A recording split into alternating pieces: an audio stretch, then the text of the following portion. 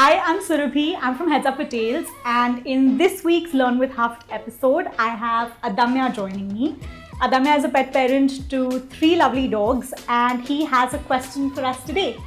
Hi, Adamya. What is your question? Hey, so I have 3 doggos at home, Kobe, Friendly and Cooper. Kobe and Friendly are actually quite hyper as dogs. They've always been hyper, and sometimes I try different things for them to calm down, but usually it helps, doesn't help. I wanted to know what is the best way to calm down hyper dogs, or Kobe and Friendly in this case. Yeah, and can you tell me a couple of instances where they're really hyper?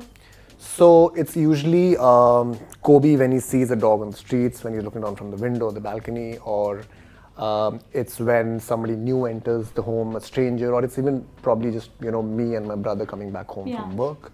Usually those instances on a regular basis. Yeah, fair enough. So in general, I think with hyper dogs, it's really helpful to do like a lot of calming activities. So calming activities could essentially include a lot of sniffing, a lot of problem solving, a lot of thinking work.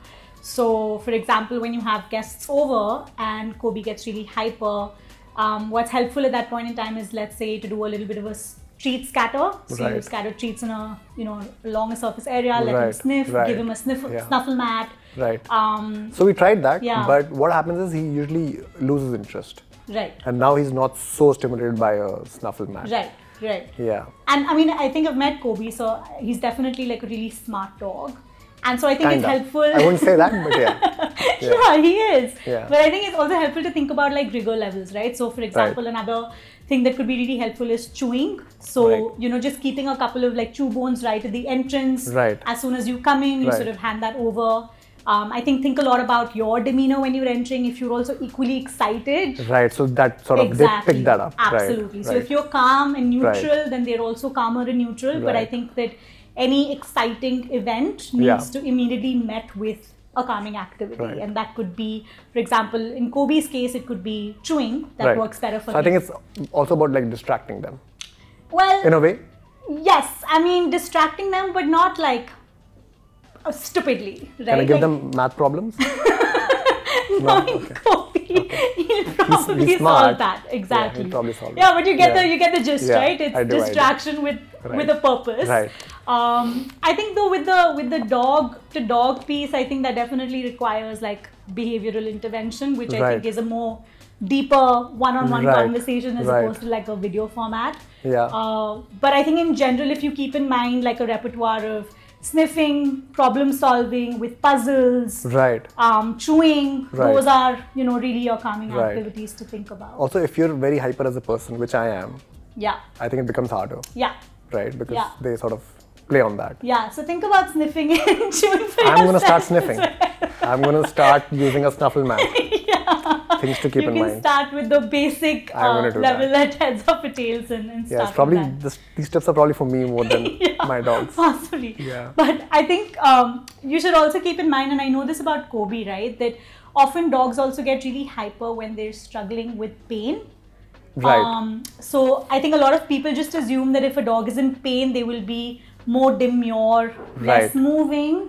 But if he's also a really anxious dog, then a lot of the nervous energy can come across as hyperactivity. No, that makes sense, because we observed this with Friendly after he had the biting episode that you know of.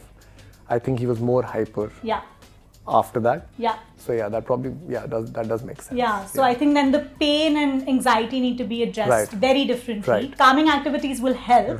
But I think it's then just helpful to sort of look at a holistic intervention then for both dogs. Would you also recommend anything dietary, or no? It's more to do with behavior? No, I think diet for sure goes a really long way. I think one, just making sure that they're eating really wholesome, balanced meals. But I also think that for dogs that are really hyper, anxious, stressed, I think just making sure that there is enough complex carbohydrates into the diet goes a really long way. So consider stuff like... So no sedatives then? No. I mean, again, I think the whole piece Just checking. I'm just checking. The whole piece Could around... be weekly. I'm just checking. So behavior medications do work. But again, they have to be prescribed by a vet. And not all dogs need them. Yeah, right, sure. But a lot of it can be Yeah. addressed actually through a lot of lifestyle management. So you may want to sort of first consider that. Yeah.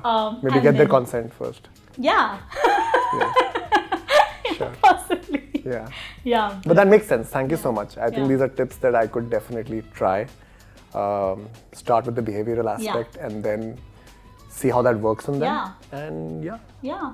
Awesome. Thank you so much. Of course. Awesome. We're going to have many more conversations like these. So if you have questions pertaining to your dogs, feel free to send them in. You can comment down below with your questions and we will feature them in the upcoming videos.